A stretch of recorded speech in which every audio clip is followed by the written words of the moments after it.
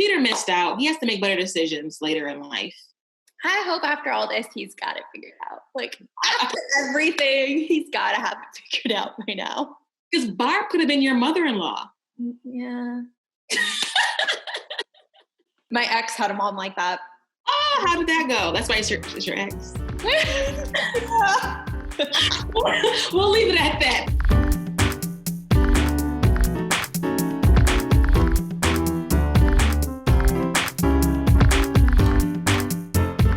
All right, you guys. So I feel like I summoned Alayah from The Bachelor because I spoke about this girl all season, literally. I feel like she was the breakout star of the season. It was the Alayah show. She stole the show. She was the girl that everyone loved to hate. In the Facebook groups, you guys talk about Alayah a lot. Whether you love her or you hate her, she's definitely a trending topic.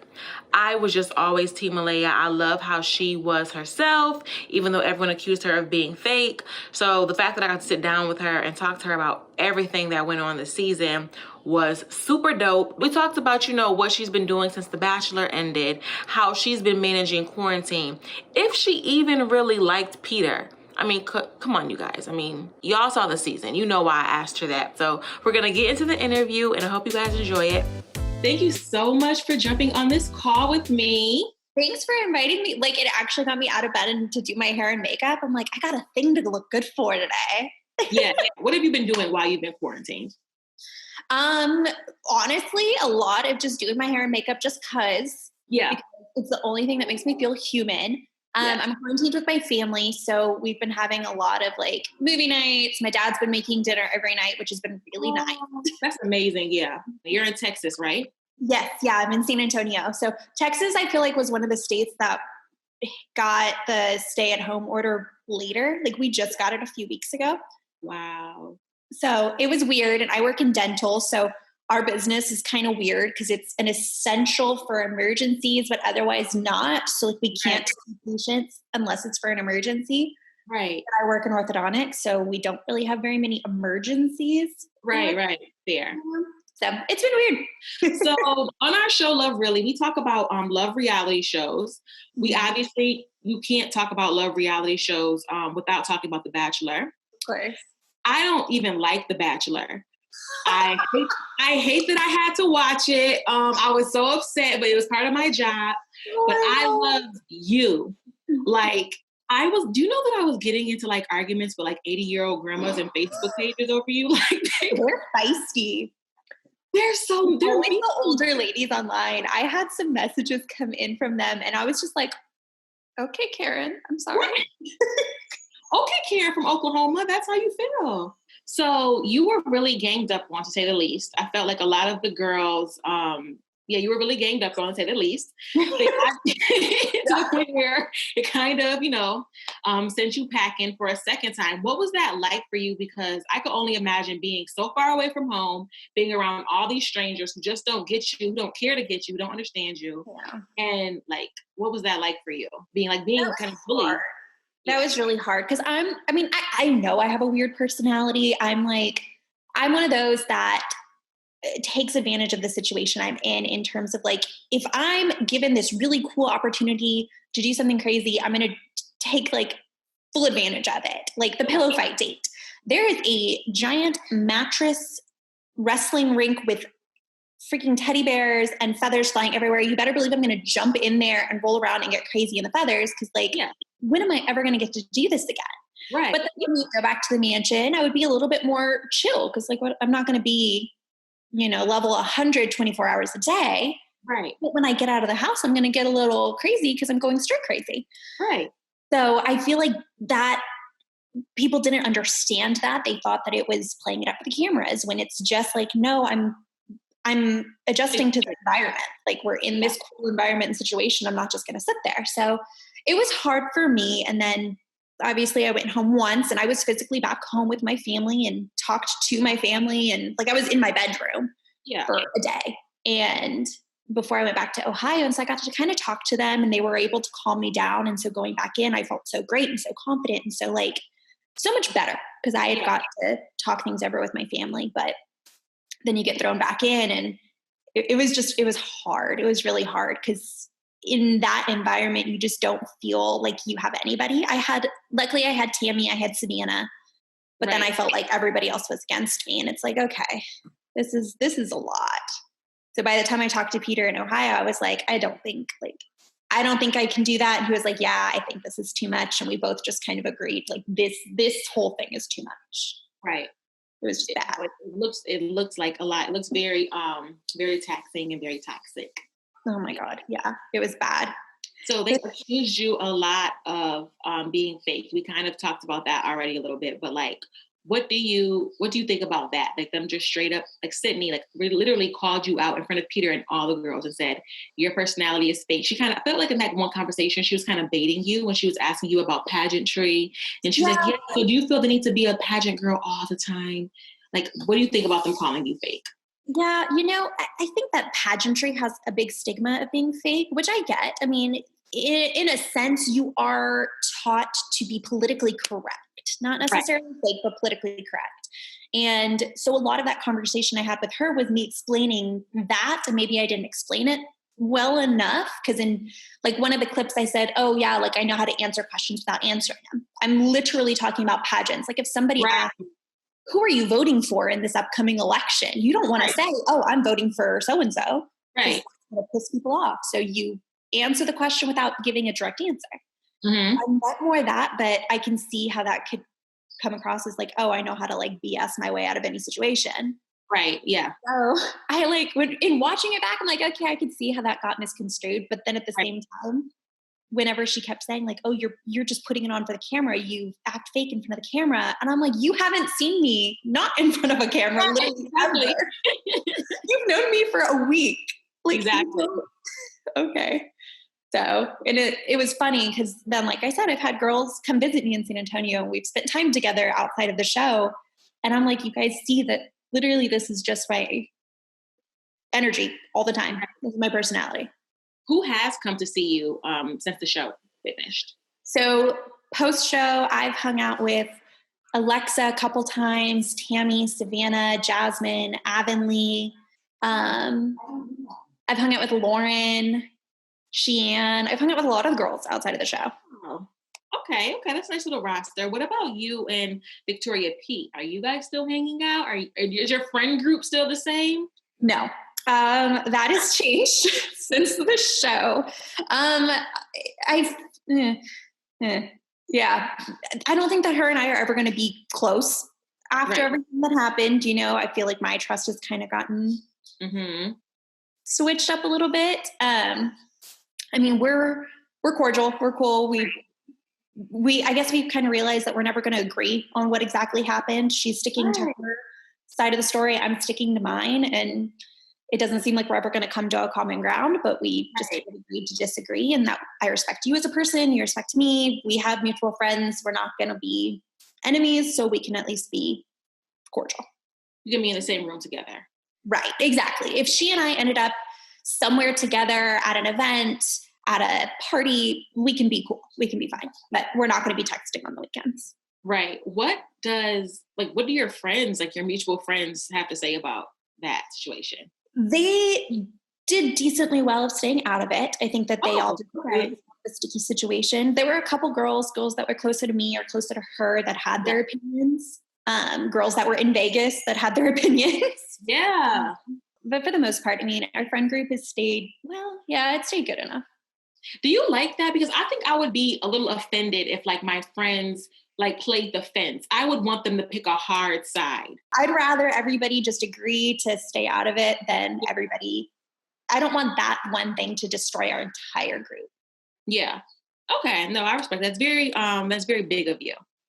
Thanks. I don't know that I would be that big. I'd be like, girl, did you see how she did me on national TV? Like, she's done. She's out the friend group. She's out the group chat. No more vacations. If you get married, she is not going to be your bridesmaid. She can't be at the baby shower. Would you want that energy at your baby? Like, I'm just really big on loyalty, but you're very big of you. I applaud you for that. So what happened the second time after you were sent home? We talked about that a little bit with you and Peter. You kind of both decided, this is like getting a little crazy. Yeah. What happened when you actually came home those first couple of days?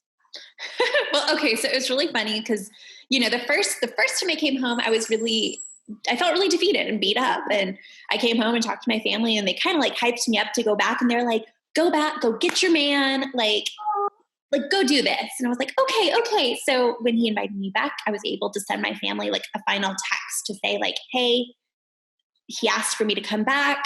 I'm going to give my phone back to ABC. And so they were like, oh my God, yay, that's so great.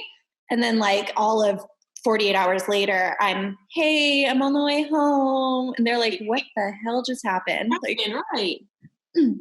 So especially because I got the rose that night. So I'm like, I'm back. I got a rose. Like, okay, yeah. I'm in. They were like, what happened? What happened? Right. It was a weird couple days. I came home. I was upset. I felt really defeated and really down on myself, but my friends were awesome. So we had like a big girls' night. They got ice cream and cookie cake and wine, and we all just got like drunk and the night and just made the most of it. Did you really like Peter? I mean, come on, what was up with that? It's just, he doesn't seem like a catch. I get he's a pilot, that's cute, he wears a hat, but like, were you really into Peter? I was. Okay, so I'm goofy. Like, I'm a really big goofy personality, and if I can be goofy with somebody, it's like an automatic turn on. Like, if I can be stupid and act myself around you, you're here for that, like, you automatically earn some brownies in my book. So Peter was like that. Like, we would have goofy conversations. I remember at one point we were talking about like Star Wars, and we had like a fake lightsaber battle, and like, oh, that's cool.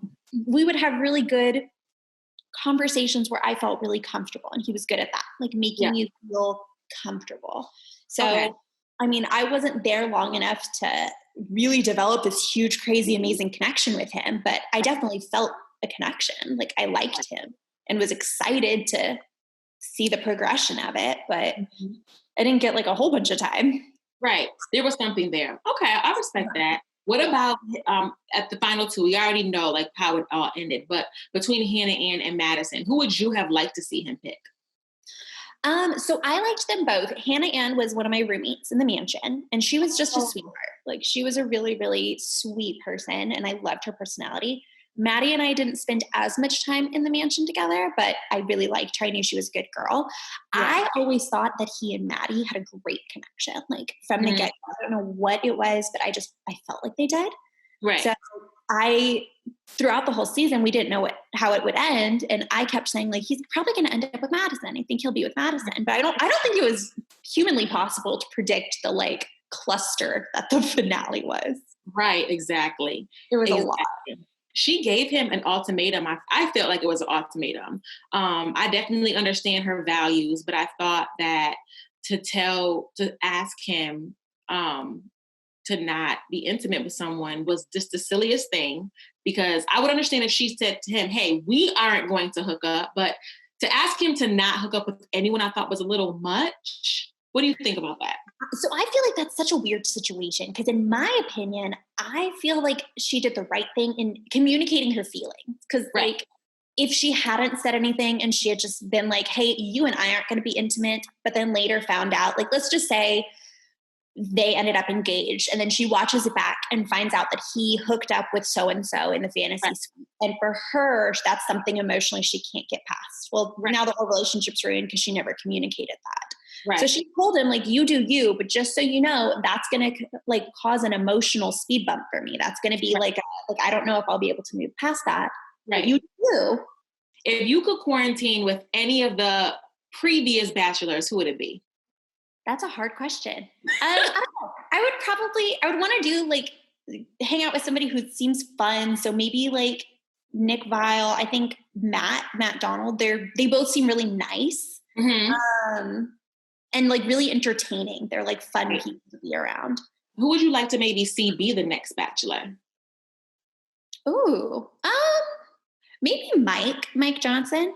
He's from San Antonio, so shout out to the home team. I mean, we live in the same city. He just seems really cool, really laid back. He never really got involved in any of the drama back in Paradise.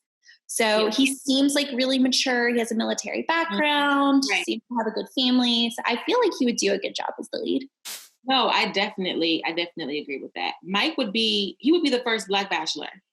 Right. Yeah. They'd had Rachel as the bachelorette. And Bachelorette. I love Rachel Lindsay. We love her. So nice. Oh my God. God. The interview you did with her. Yes. Yeah, we did the Bachelor Nation happy hour, and it was so fun. She's just really easy to talk to.